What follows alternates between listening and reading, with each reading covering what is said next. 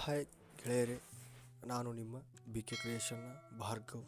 ಸ್ವಾಗತ 3D modelling ಜೊತೆ 3DX ಮ್ಯಾಕ್ಸ್ಗೆ. ಇವತ್ತು ನಾವು ನೋಡೋ ವಿಷಯ ಏನಪ್ಪ ಅಂದರೆ ನ್ಯಾವಿಗೇಷನ್ ಕ್ಯಾಮ್ರಾ. ಇದನ್ನು ಹೇಗೆ ಓಪನ್ ಮಾಡೋದು ಅಂತ ತೋರಿಸ್ಕೊಡ್ತೀನಿ, ನೋಡೋಣ ಬನ್ನಿ. ಇವಾಗ ನಿಮ್ಮ ಕೀಬೋರ್ಡ್ನಲ್ಲಿ RW ಅಂತ ಟೈಪ್ ಮಾಡಿ ಎಂಟರ್ ಮಾಡಿ. ಇವಾಗ ನೋಡಿ, ಡೆಸ್ಕ್ಟಾಪ್ನಲ್ಲಿ ಮ್ಯಾಕ್ಸಿಮೈಸ್ ವ್ಯೂ ಪೋರ್ಟ್ ಓಪನ್ ಆಗುತ್ತೆ. ನಮಗೆ ನಮ್ಮ ಎಡಭಾಗದಲ್ಲಿ ಕಾಣುವಂಥ ಈ ಎರಡು ಪ್ಯಾನಲ್ ಬೇಕಾಗಿಲ್ಲ, ಇದನ್ನು ಕ್ಲೋಸ್ ಮಾಡೋಣ. ಇವಾಗ ಡ್ರ್ಯಾಗ್ ಮಾಡಿ, ಈ ಏನು ಪೆನಲ್ ಇದೆಲ್ಲ ಇದನ್ನು ಡ್ರ್ಯಾಗ್ ಮಾಡಿ ಇವಾಗ ಕ್ಲೋಸ್ ಮಾಡಿ. ನಿಜವಾಗಲೂ ಟೋಲ್ ಸ್ಕ್ರೀನ್ ಎಕ್ಸ್ಪ್ಲೋರ್, ಇವಾಗ ಈ ಪೆನಲ್ ಏನಿದೆ ಇವಾಗ ಇದನ್ನು ಎಕ್ಸ್ಪ್ಲೇನ್ ಮಾಡೋದು ಇವಾಗ ಬೇಡ. ನಾನಿವಾಗ ಹೇಳೋದು ನ್ಯಾವಿಗೇಷನ್ ಕ್ಯಾಮ್ರಾ. ಇದನ್ನು ವಿತೌಟ್ ಜೂಮ್ ಆ್ಯಂಡ್ ರೊಟೇಟ್ ಯಾವಾಗ ಆಬ್ಜೆಕ್ಟ್ ಆರ್ಬಿಟ್ ಅಂತ ಹೇಗೆ ಯೂಸ್ ಮಾಡೋದು ಅಂತ ತಿಳಿಸ್ಕೊಡ್ತೀನಿ. ಇವಾಗ ಒಂದು ಆಬ್ಜೆಕ್ಟ್ನ ಸೆಲೆಕ್ಟ್ ಮಾಡೋಣ. ಇವಾಗ ನಾವು ಒಂದು ಬಾಕ್ಸ್ನ ಸೆಲೆಕ್ಟ್ ಮಾಡಿ ಡ್ರ್ಯಾಗ್ ಮಾಡಿ ಇದರ ಡೈಮೆನ್ಷನ್ ಅಂತ ಹೇಗೆ ಕೊಡೋದು ಅಂತ ನೋಡೋಣ. ಇವಾಗ ನೋಡಿ, ಇದ್ರದ್ದು ಹೈಟು 20 ಕೊಡಿ, ವಿಡ್ತ್ 20 ಕೊಡಿ, ಲೆಂತ್ 20 ಕೊಡಿ. ಇವಾಗ ನ್ಯಾವಿಗೇಷನ್ನ ಶಾರ್ಟ್ಕಟ್ ಕೀನ ಹೇಳ್ತೀನಿ ನೋಡಿ. ಶಾರ್ಟ್ಕಟ್ ಕೀ ಏನಪ್ಪ ಅಂದರೆ, ಇವಾಗ ಜಿನ ಕೀಬೋರ್ಡ್ನಲ್ಲಿ ಟೈಪ್ ಮಾಡಿ ಕ್ಲಿಕ್ ಮಾಡಿ. ಕ್ಯಾಮ್ರಾ ಇವಾಗ ಜೂಮ್ ಆಗಿದೆ, ವ್ಯೂ ಪೋರ್ಟ್ ನೋಡ್ಬೋದು ನೀವು. ಇವಾಗ ಇದೀಗ ನಾನು ಆರ್ಬಿಟರಿ ಸುತ್ತಮುತ್ತ ಹೇಗೆ ಅದನ್ನು ರೊಟೇಟ್ ಮಾಡೋದು ಅಂತ ತೋರಿಸ್ತೀನಿ ನೋಡಿ. ಇವಾಗ ಒಂದು ಬಾಕ್ಸ್ ಮೇಲೆ ಕ್ಲಿಕ್ ಮಾಡಿ, ಒಂದು ಬಾಕ್ಸನ್ನು ಏನು ಆಬ್ಜೆಕ್ಟ್ ಇದೆ ಅದನ್ನು ಜೂಮ್ ಆಗುತ್ತೆ ನೋಡಿ. ಇವಾಗ ನೋಡಿ, ಒಂದು ಆಬ್ಜೆಕ್ಟ್ನ ಹೇಗೆ ಕಾಪಿ ಮಾಡೋದಂತ. ಇವಾಗ ಈ ಬಾಕ್ಸ್ ಏನು ಕಾಣ್ತಾ ಇದೆ, ಈ ಆಬ್ಜೆಕ್ಟ್ ಮೇಲೆ ಕ್ಲಿಕ್ ಮಾಡಿ. ಇವಾಗ ನಿಮ್ಮ ಕೀಬೋರ್ಡ್ನಲ್ಲಿ ಶಿಫ್ಟ್ನ ಎಂಟರ್ ಮಾಡಿ ಇದನ್ನು ಮೂವ್ ಮಾಡಿದರೆ ಇವಾಗ ಒಂದು ಆಬ್ಜೆಕ್ಟು ಕಾಪಿ ಆಗಿದೆ. ಇವಾಗ ನಿಮಗೆ ಕಾಣ್ತಾ ಇರ್ಬೋದು, ಕಾಪಿ ಅಂತ ಕಾಣಿಸ್ತದೆ. ಇವಾಗ ಓಕೆ ಮಾಡಿ. ಇವಾಗ ಅದನ್ನು Y ಡೈರೆಕ್ಷನಲ್ಲಿ ನೀವು ಮೂವ್ ಮಾಡ್ಬೋದು, ಯಾವುದೇ ಡೈರೆಕ್ಷನ್ ಬೇಕಾದರೂ ನೀವು ಮೂವ್ ಮಾಡಿ ಕಾಪಿ ಮಾಡ್ಕೋಬೋದು. ಈಗ ನೋಡಿ, G ಎಂಟರ್ ಮಾಡಿದರೆ ಇವಾಗ ಅದು ಜೂಮ್ ಆಗ್ತಾಯಿದೆ ಒಂದು ಆಬ್ಜೆಕ್ಟು. ಇದನ್ನು ಜೂಮ್ ಮಾಡಿ ನಾವು ಆರ್ಬಿಟರಿನ ಯಾವುದೇ ಡೈರೆಕ್ಷನ್ ಬೇಕಾದರೂ ರೊಟೇಟ್ ಮಾಡಬಹುದು.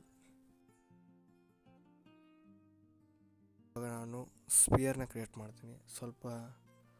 ಇವಾಗ ಟೀ ಪಾಟ್ಸ್ನ ಮಾಡ್ತೀನಿ. ಈಗ ಮೌಸ್ನ ಲೆಫ್ಟ್ ಬಟನ್ ಏನಿದೆ ಇದನ್ನು ಹೋಲ್ಡ್ ಮಾಡಿ, ಇದು ಇವಾಗ ಜೂಮ್ ಆಗುತ್ತೆ. ಮತ್ತು ಇವಾಗ ನೋಡಿ, ಇವಾಗ ಜಿನ ಮತ್ತೆ ಕೀಬೋರ್ಡ್ನಲ್ಲಿ ಎಂಟರ್ ಮಾಡಿ. ಇವಾಗ ಎಲ್ಲವೂ ಆರ್ಬಿಟರಿ ಏನು ಪಾಯಿಂಟ್ಸ್ ಇದೆ ಎಲ್ಲವೂ ರೊಟೇಟ್ ಆಗುತ್ತೆ. ಇದು ತುಂಬಾ ಮುಖ್ಯ ಈ ಆಪ್ಷನ್ನು.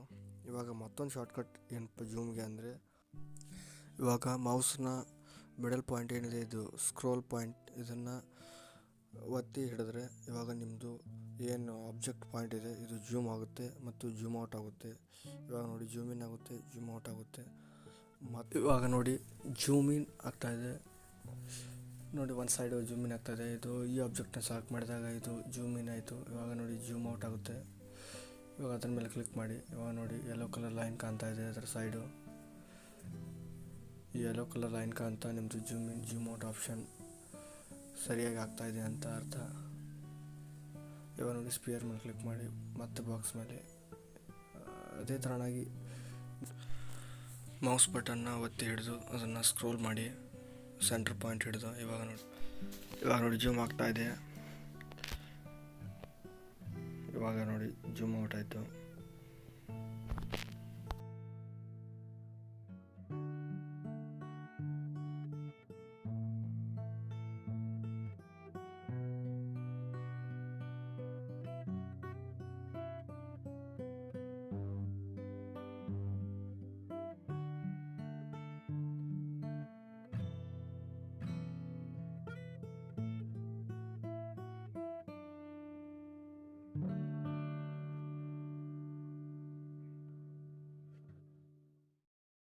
ಮತ್ತೊಂದು ಏನಪ್ಪ ಶಾರ್ಟ್ಕಟ್ ಕೀ ಅಂದರೆ, ಇವಾಗ ನಿಮ್ಮ ಕೀಬೋರ್ಡ್ನಲ್ಲಿ ಕಾಣ್ತಿರ್ಬೋದು F1 F2 F3 ಅಂತ. ಇವಾಗ F4 ಅಂತ ಟೈಪ್ ಮಾಡಿದರೆ ಇವಾಗ ಡೆಸ್ಕ್ಟಾಪ್ನಲ್ಲಿ ಓಪನ್ ಆಗುತ್ತೆ ಒಂದು ಫೋಲ್ಡರು, ಎಡ್ಜ್ ಫೇಸ್ ಆಪ್ಷನ್. ಇದು ಇಲ್ಲಿ ನೋಡಿ, ರೈಟ್ ಮಾರ್ಕ್ ಕಾಣ್ತಾ ಇದೆ. ಇವಾಗ ನಿಮ್ಮದು ಫೇಸು F4ಇಂದ ಇದು ಎಡ್ಜ್ ಫೇಸ್ ಆಪ್ಷನ್ ಇದು ಕರೆಕ್ಟ್ ಆಗಿದೆ. ಇವಾಗ ನಾವು ಕನ್ವರ್ಟ್ ಮಾಡಿ ಎಡಿಟ್ ಟು ಪಾಲಿ ಅಂತ ಕ್ಲಿಕ್ ಮಾಡ್ತೀವಿ. ಇದರಲ್ಲಿ ಮತ್ತೊಂದು ಸಬ್ ಆಪ್ಷನ್ ಏನು ನೋಡ್ತಾ ಇರ್ಬೋದು, ವರ್ಟೆಕ್ಸ್.